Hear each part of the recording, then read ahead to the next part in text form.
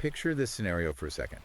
You're a guy living in Austin, Texas. Yeah. You're, essentially living the modern dream. The whole 9 yards. Exactly. Yeah. You got the Model Y in the driveway, the mid-level corporate job, the Whole Foods habit, and this carefully curated Instagram feed. You are plugged in. Totally. And then one Tuesday, you snap. Yeah. But not a violent snap, a silent one. You delete everything. Yeah. You sell the Tesla, you scrub your digital footprint, you liquidate your 401k, and you just vanish. Where does he go? Into the mountains of Montana with nothing but a backpack, a sleeping bag, and a .22 rifle.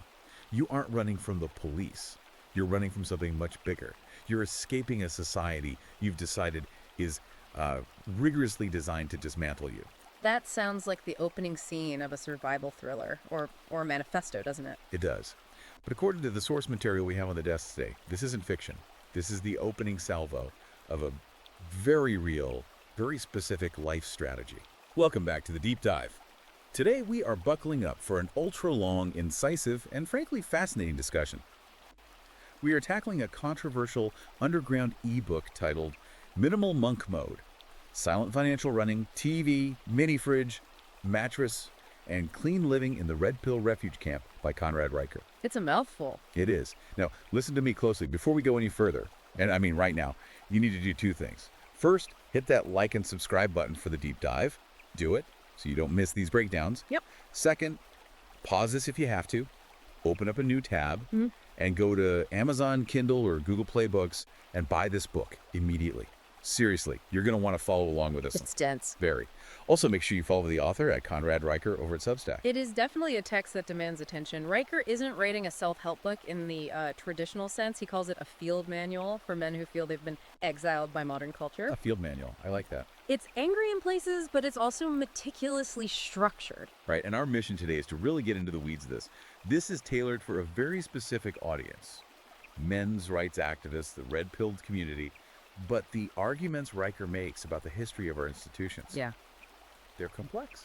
He's talking about how society has been captured by feminists and Marxists, and he is not subtle about it. Not at all. Exactly. And just a quick disclaimer before we unpack this. Our goal here is to report impartially on the, intense and provocative viewpoints in Riker's book. We are exploring his survival manual, trying to understand the logic driving these conclusions. So let's start with the diagnosis. Riker paints a pretty bleak picture of the Western world. He argues that the institutions we trust, HR departments, the courts, media, education, they've all been captured. And he describes a very specific mechanism of control. He uses the term dynocracy. His core argument is that these institutions have been feminized, taken over by what he calls cultural Marxists. Okay, but what's the tool they use? That's what's fascinating. He calls it the feminine overcode. The overcode. That sounds almost sci-fi. Is he saying there's like an actual rule book somewhere? He argues it's more insidious than a rule book. It's operant conditioning. The overcode is the unwritten rule that in this new system, emotional expression is the highest virtue. Okay. But here's the catch.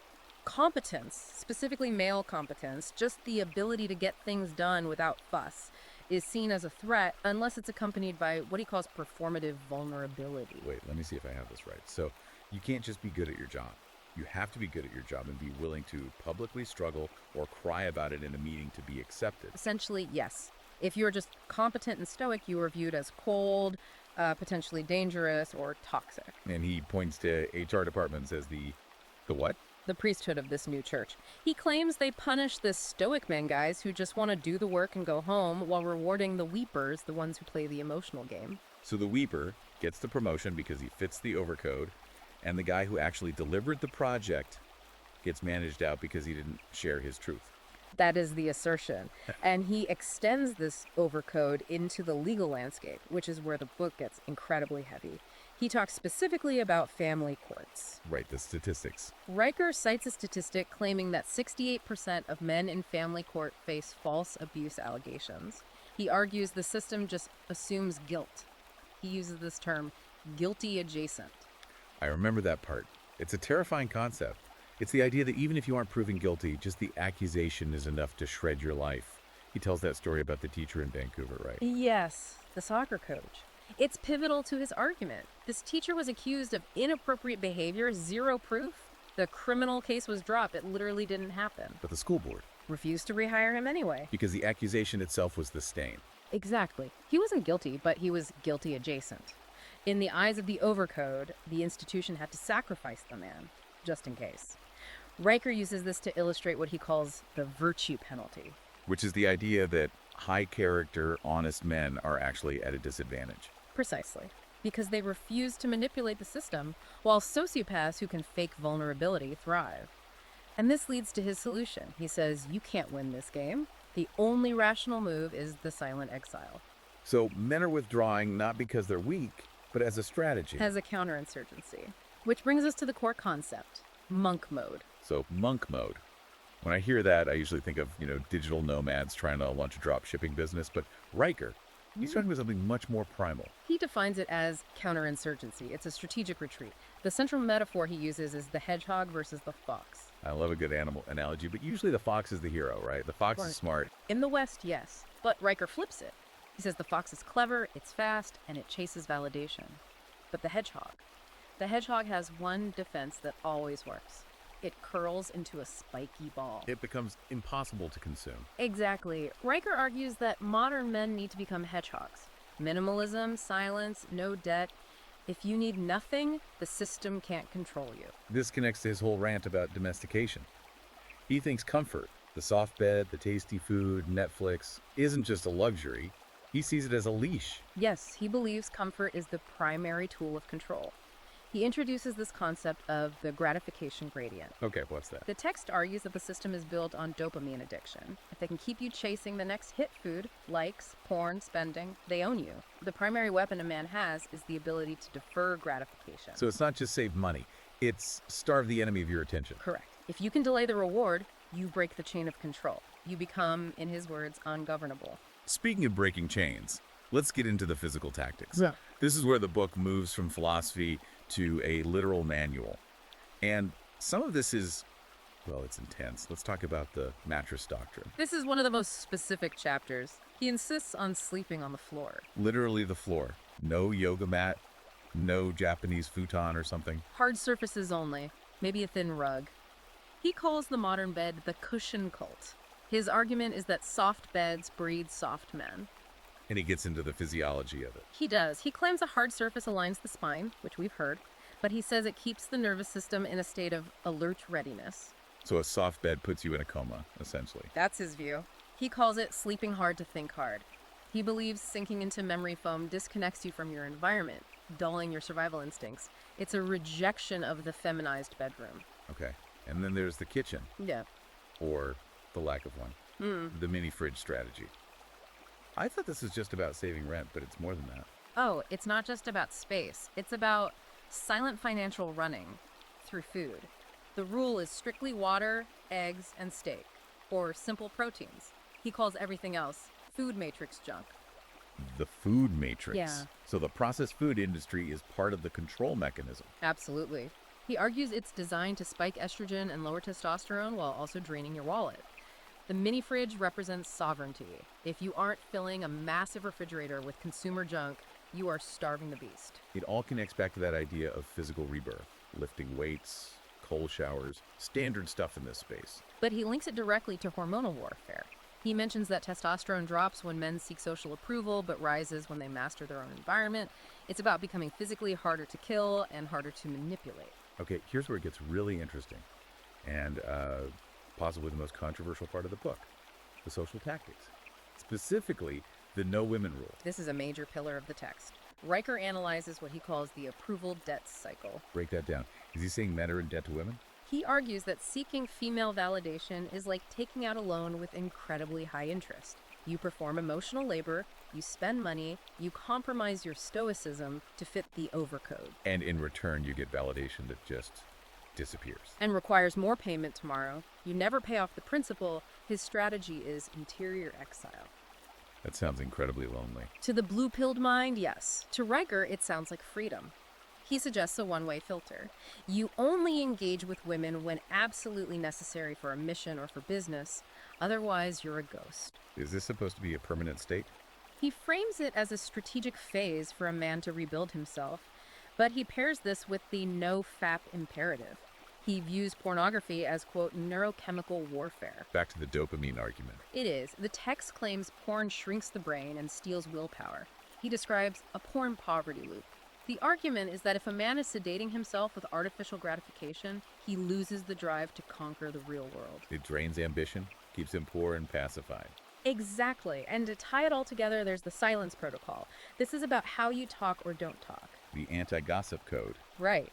Riker argues that feminine social aggression operates through gossip and reputation destruction. The only defense is total silence. If you don't give them words, they can't twist them. But you have to speak sometime. What if you're cornered in an argument? That's where he brings in the Truth Bomb Manual. He instructs readers on the trivium grammar, logic, and rhetoric. He says by using strict logic, you can dismantle an opponent without ever raising your voice. The hedgehog again. Spikes out, mouth shut. But you can't be a sovereign hedgehog if you're broke. So, money. Stoic financial running. This isn't just skip the latte, is it? No, it's much more radical. The goal is escape velocity or silence velocity. The strategy is extreme frugality. No subscriptions, no car payments, living in a studio or even a van. He brings up Ronald Reed. I love that story. The ultimate archetype for this lifestyle, the janitor who died a millionaire, Riker uses him as the example of stealth wealth. Reed avoided status signaling entirely. So if you live in a van, eat only eggs, and sleep on the floor, your overhead is almost zero. Exactly. And when your overhead is zero, your need to submit to HR, to the overcode, to a boss you despise, that also drops to zero.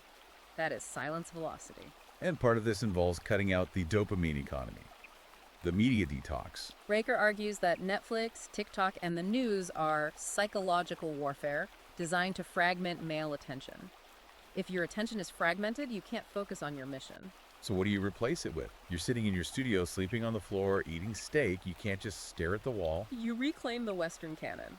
Riker specifically tells the reader to read Dead White Men, Marcus Aurelius, Seneca, Nietzsche, Machiavelli. Why them specifically? He claims they teach duty, honor, and stoicism concepts he asserts are feared by the left because they create strong, ungovernable men. Which leads us to the end game, the final exodus. He isn't just saying do this and die alone. He has a vision for the future. He calls it the silent renaissance. He predicts a phase 3 of societal collapse. He believes the current system is unsustainable and will crumble. When that happens, the disciplined men, the hedgehogs, will be the only ones left standing to rebuild. And this involves a literal move, right? The rural shift. It does. The text cites statistics about rural men having higher testosterone, owning firearms and land. It's a move toward total self-sufficiency. Solar power, water, food. And this is where the Red Pill Refuge Camp comes in. Exactly. Riker clarifies it's both a mental state and a physical reality. He describes groups of men living off-grid, sharing skills like coding and combat, completely detached from the systems they believe are crumbling. So to wrap this up, what does this all mean? We've looked at the diagnosis, the tactics, and the escape plan. If we connect it all, Riker's book is a manifesto for total systemic withdrawal. He's arguing you can't fix the system from within because the institutions are designed to digest you. The only winning move is not to play. It's financial, emotional, and physical autonomy. It is. It's the image of that hedgehog again. The man who owns nothing, needs nothing, and therefore cannot be controlled or destroyed. And because he has spines, he is dangerous enough to be left alone. That is a lot to process. It's intense, it's controversial, and it is undeniably a fascinating look into a very specific worldview. And we've barely scratched the surface here. Oh, there's so much more in the book itself. The specific logic puzzles for the truth bomb section, the nutritional breakdown. Absolutely. So here is your mandatory call to action again, and I'm serious about this. If this deep dive sparked even a little bit of curiosity, or if you feel that overcode closing in at work, you need to go to Amazon Kindle or Google Play Books right now and buy Minimal Monk Mode by Conrad Riker. Read the source material for yourself. Form your own conclusions. And don't forget to follow the author, at Conrad Riker, at Substack, to see where this silent renaissance goes next. It's a perspective you won't find in the mainstream, that's for sure. Thanks for diving deep with us today. Remember, like and subscribe so you don't miss the next one. And as Riker would say, keep your spines out. Keep your spines out.